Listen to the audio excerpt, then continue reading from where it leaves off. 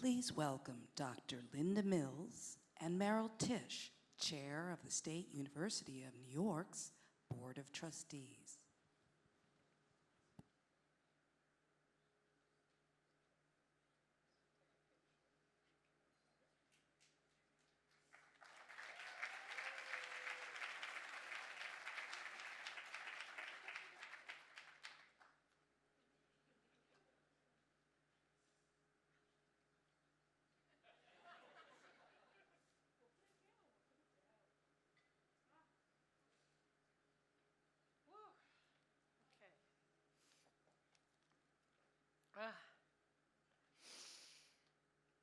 Good evening.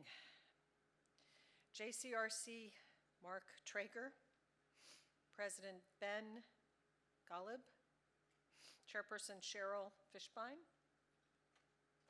and incoming President David Moore. Thank you for this humbling Visionary Leader Award.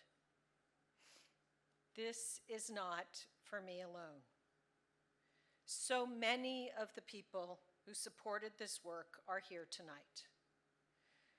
From Rabbi Yehuda Sarna to our treasured trustees, Evan Chesler, my partner and board chair, David Katz, David Tanner, Lenny and David Wilf, and Jennifer Wu, Alan Klinger, and Jonathan Mechanic from the NYU Law Board.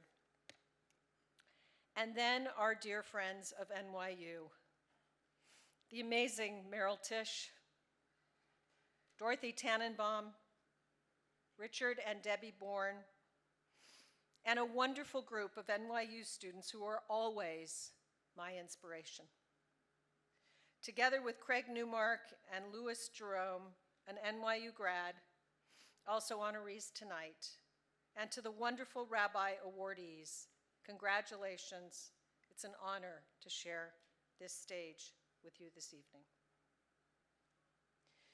Behind every leader is a story. Mine is inspired by Grandpa Nate. Many people in the room have heard of Grandpa Nate. In 1938, my grandfather escaped a train going to a concentration camp. When I was a young girl, he told me his heroic story many times. His lesson was a simple one. Lindy, he would say, in the face of danger, act. And that we did after October 7th. Among much else, NYU was second only to my alma mater, Brandeis University, to name that day what it was, terrorism. We published our 10-point plan for community safety and held students accountable for violating the rules. We launched NYU's Center for the Study of Anti-Semitism. We mandated discrimination, including anti-Semitism training, for all NYU students, faculty, and staff. We hired a Title VI coordinator and were the first in the country to identify Zionist as a potential code word for hate.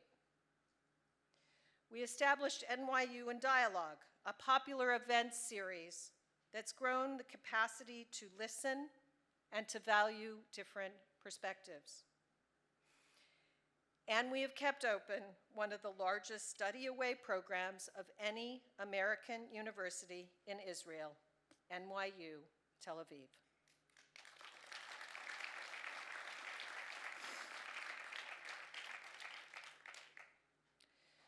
My grandfather, despite his very brave story, could not save his mother-in-law, my great-grandmother, Charna, who pleaded for her life in October 1941.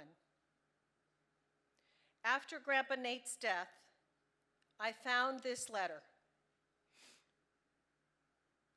In it, Charna writes from Vienna, hoping that Grandpa Nate may have some way to rescue her. Quote, I am at my wit's end. Cable the news to me immediately. as to what you can do for me.